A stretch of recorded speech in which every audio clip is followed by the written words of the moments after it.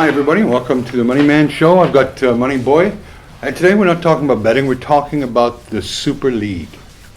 Yeah. Ollie, I'm clearly a little bit older than you, so, I hang on to, don't point to me and do that. So I grew up with the Leeds in the 70s and all these clubs, the Liverpools, and it wasn't always just those clubs that were big. There was West Brom, there was Derby, there was Stoke. All these, there's tradition, there's history. And so when I read this thing and tried to unpack it myself, I just thought the world's gone mad. Yeah, it's interesting. It arises out of, going through a pandemic's biggest sort of financial crisis, but it's like the soccer world just exponentially grows and grows, and I think it was estimated every club of the 12 or 15 clubs that joined get 500 million pounds, I think, something each. Yeah, it's a lot of which money. is more money than winning the Champions League. Just straight up for joining. But here's the question. Where's the fan base for this? Yeah. Where's the rivalry? Where's the to tear apart the history, the competitions, the rivalries, no fans have been consulted. Yeah, soccer's soccer's thing is that its loyalty is in its tradition. It's not a new sport. It's an old sport, and the reason why the fan base is so big, and it's because there's that rivalry. So it's not a case of guys just wanting to watch the best players play. That's why you've got guys that still avidly support West Brom. Yeah. Support Southampton, support all the lower rung teams. It's not because they want to watch the elite play every weekend. It's because they want to watch their teams play. So they're essentially proposing a tournament of prestige. Well, one of the beautiful things about life, and in all forms of life, not just soccer, is cheering for the underdog. So, what underdog is in supposedly a Super League? And you've got these founding members. How arrogant are Man United, Man City, Liverpool, Tottenham, and Arsenal? Who the fuck Arsenal should not even be... how are Arsenal even considered for a Super League? It's unbelievable. The arrogance of these billionaires who just want to make more and more money, and they don't really give a toss about what traditions or who they step over. I think these guys have truly, really underestimated that there's no appetite for this league. This could be the breaking point. Everything has to stop growing at some point. And when you've got a fan base as big as soccer's fan base, especially when you've got majority ownership, so if you look at the German clubs, all of the German clubs, I think it's 49% or 51% fan base. 49, but it was one of the two. But they've got a large ownership in the club. Like you said, no fans have been consulted at all. It's a decision made by founding members. But just on the underdog score, this tournament operates as a franchise. So there's no incentive, outside of financial to win, in terms of that you're not going to get relegated. How ridiculous is that? No other team is going to qualify. Well, no, they are going to have 5 spots for people to qualify. But I'm saying they're never going to replace one of the founding teams. There's never going to be a qualifying. So I don't know. What's the excitement also in watching that? I think that it reaches a certain point. No, and let's be honest. If it wasn't for the last 10 years of Arabian money, Man City wouldn't be in the conversation. Yeah, they're not They're not one of the super brands. It's absolutely moronic, greed, gluttony, and I wish the Americans would fuck off out of football. I really do. And I hope FIFA come down and ban the players from playing internationally. I hope the teams are banned from the leagues. Are you going to take? Well, that'll be an interesting, just contractually. The question for me is, I know that club loyalty is a huge thing in soccer. Sometimes potentially over international loyalty, but where it's the players haven't been consulted. Where do they stand on this? So you play for. You play for United. Well, the players can voice an opinion, and I think a lot of them are, because this has been the most obscene thing I've ever seen in sports that's just been announced. They've had no, players may have heard rumors, but the players will toe the party line and say, look, we don't know about it. You can't comment. The fans are certainly commenting, and they're making their voices heard. Jurgen Klopp came out yesterday pre the Leeds match and said, I know as much as you guys do. What I know, I've read in the newspapers. I still stand strongly against it. Yeah. you know. Good for him. Yeah. And I think that I don't know anybody other than the owners that stand to gain R500 million that want this. Well, I think find a soccer fan that wants this. You know, I think that's where I it haven't shows found how it transcends soccer. You got two here. It's got an Arsenal and Liverpool you know. fan on the cameras. Ahmad, do you want this? No, big no. Like, no. Oh, his head almost came off. Mate, you're an Arsenal fan, so you don't really count, but do you want this? No. He's kind of shaking his head less because he fucking knows maybe for a founding club we can never get kicked out. But I haven't found one person I've spoken to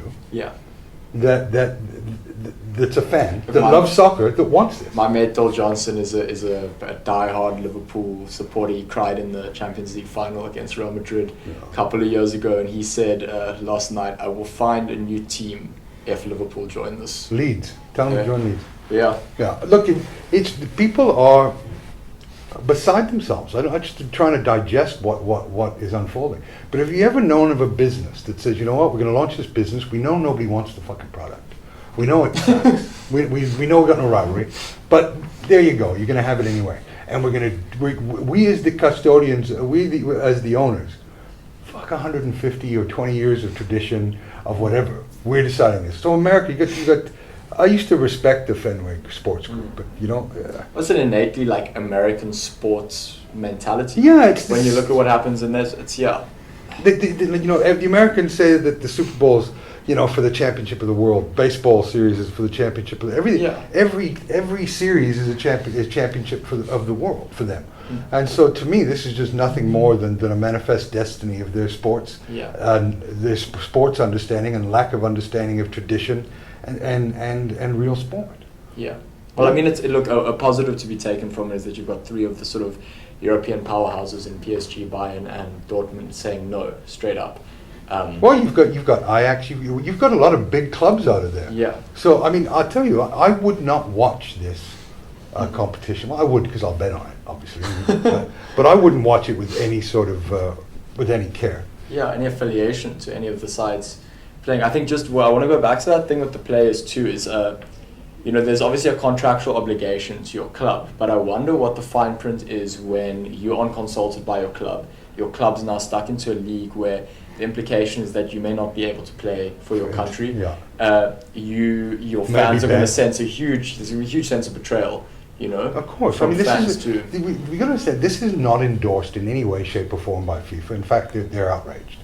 FIFA is a large organization, a very wealthy organization. Not coveting glory either. No, well, look, I love when there's been a change since Sepp Blatter and the Ship of Fools. When them calling someone greedy is the most absurd thing I've ever heard in my life in terms of money that they were stealing. But they are the body. They can suspend. They have a lot of powers. And I don't, each country that has these leagues, they're not going to be voting for. Those turkeys aren't going to vote for Christmas. Yeah. You know? It's just unbelievable. I mean, you've got so many things at play. You've got, and it really is diabolical that none of the fans. So the people that are supposedly going to be watching it, going to the games, are the ones that were not even considered. Yeah. In this thing. But you also think that there's as much as everyone wants to watch the best teams play each other, and that is the pull of the Champions League, is you're watching England's best play Germany's best play France's best. But you also do want the games of Leeds versus Liverpool. You know, you want the West Brom versus Chelsea, where West Brom knock them over 3-2, and like you said, you cheer for the underdog. And people, even if you support one of these big teams that's going into it, you don't necessarily want to watch them play the best of the best week in, week out. It gets saturated, it gets boring. We saw that happen in Super Rugby. You know, teams got added, and it's just same guys playing each other. Imagine being twice a tournament, you know, and it's. Can you imagine being in the UK now? You've only been allowed just to go back for a drink. You couldn't go out for a drink for the better part of 6 or 7 months. Now you're being told that you're going to be corn fed. That's what happens. Yeah, I mean they've grossly underestimated. And you look at the characters involved. Not the most honest businessmen in the world. No. You know, and What I find interesting is, and you know, I've always coming from a rugby background, I've always sort of aligned just how professional soccer is and naked as a sport, and how long and how far rugby still has to go. I mean, rugby's still amateur on so many levels. Absolutely. But you wonder, what is the cap to professionalism, and where is the line between, you know, traditional professionalism and is this the breaking point? Where the irony, Ollie, is that in North American sports, they have salary caps to avoid this sort of behavior. But they've got the biggest leagues in the world, right? And they've got 200 or 350 million fan base across America, and another 50 or 40, I don't know what's in Canada, another 40 million people in Canada. So they got almost 400 million audience that's affluent, reasonably affluent, can afford stuff. So they've got a massive fan base. So the things that need to happen in terms of balancing the power of football, is salary caps, is fair play, is these things, you know, but communication too. I mean, just the way this whole thing has gone about. You know, apparently 20 of the inner circle knew that this was actually happening. Everyone had heard rumors, and you know, but there was no consultation with anyone. Well, you know, unfortunately, when there's going to be a party and there's only 15 people invited, you know, people are going to feel left out and that. Look, if this was a move for the better of soccer, I'd have a good thing. I'd have some positive stuff to say about it. But there's nothing good about this other than for a select few teams. Yeah. And there are. And in the greater context of the world, a select few people. A very select few people. I mean, enough is enough, people. You're so fucking greedy, you Americans. You know, stop.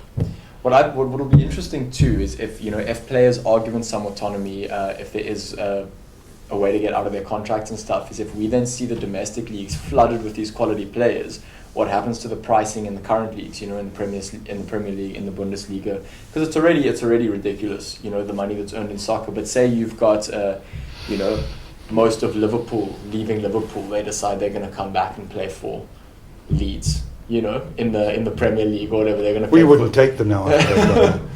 So I wonder what would happen if there's this sort of influx of quality players then in these domestic leagues with lower rated teams with less, you know, history, less standing, that haven't been included in the Super League. It'll be interesting just to see how the whole soccer world shifts if this goes through. Well, you know, here's the interesting. If you want to sort out and get European soccer really competitive, salary caps. Each team has maximum £100 million budget a year. That's it. And you have to then recruit better. You can't Chelsea can go on and spunk their money on 9 or 6, 7 players this year. Some of them don't do much.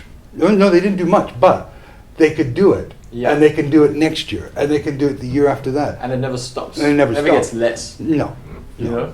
So, it's crazy. If each team in the Premier League had a budget to work with and said, okay, there's what you can spend. They can all spend the same. They can't spend more. Then you're going to get people that have to actually manage a team, have to run it properly.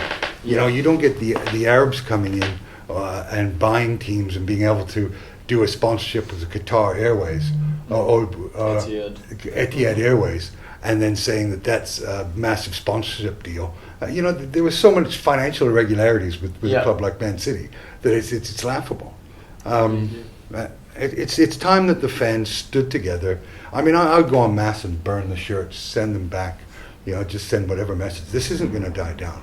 And it's not going to, you know, it's the only reason there hasn't been more outrage, and there's been outrage, is because there's no fans in the stadiums. There's no, you know, it's like, if you imagine. We're still very detached from the feeling. Yeah, and you don't have these rivalries playing out on the field in front of fans that are shouting across each other and singing. I mean, it's one of the things I miss the most about the Premier League is the noise and the singing and the harmonizing and all this stuff in the stands. It's part of the tradition, you know. Yeah. I would not pay to see AC Milan. I'd never pay to see any of those clubs anyway. But I mean, I'm ashamed of Liverpool. I've gotten to like their football over that with Leeds in the wilderness for 20 years. But I'm ashamed of all those clubs. Yeah. and the greed of And the underhandedness, obviously, that comes coupled with, with business. Yeah. Unfortunately, for guys that have this sort of money, and yeah, it's a lot of money to turn down. But I'd like to know how J.P. Morgan Chase gets involved and puts up $4 billion. Yeah. 4.4 billion. I mean, soccer is a means to an end here, completely. Soccer's not the focus. Soccer's not, at the heart of this. No. Could be anything. It is not for the betterment. If it was hurling and it could grow, you would get the same kind of money. It's like The Ace exact same Magashula or formula. Zuma telling us that they're doing something for the betterment of the country. Yeah. You just know it's bullshit. Yeah. And it's the same with these guys. They're not doing anything for that's going to improve the game of football. They're doing something that's going to improve their back bin. And big F you to everybody else that has an opinion. I believe there's an announcement on Friday, so we'll see what unfolds over the weekend too. Well, hopefully they'll burn Anfield to the ground. Yeah, I mean, there's still 2 rounds of the Champions League left, so it'll be interesting if they announce something on Friday, what the implications are. Well, FIFA is not someone that doesn't act and act swiftly, and they have to, because if they don't, this sets a precedent for other breakaway type leagues. Maybe in Eastern Europe that Slovak countries get together and say, okay, we're going to have a super league. The Gaelic teams, Wales, Scotland, and these guys have a super league, and then then FIFA starts to splinter. Yeah, you just deglobalized soccer essentially. Yeah. It's crazy, man. Well, the beautiful game is not so beautiful today. I wonder what the betting markets are. On what? On which teams will pop in place of Bayern, Dortmund, and Look, make no mistake, Bayern, Dortmund are still in the talks. I have no doubt about that. and PSG will be calling in as soon as the thing happens. Please, Well, add us back in. Look, you just don't know. Who do you trust anymore? Yeah. Who do the fans trust? Well, no one in soccer, I don't think. No. Anyway, we stay tuned and give us your thoughts on what you think. Is there anybody out there that is excited about this league and goes, well, except few Arsenal fans, is there anybody else out there that has a legitimate soccer team that is excited about this being a founding member of something that no one gives a toss about? Love to hear from you. Thanks all. Thanks, Joe.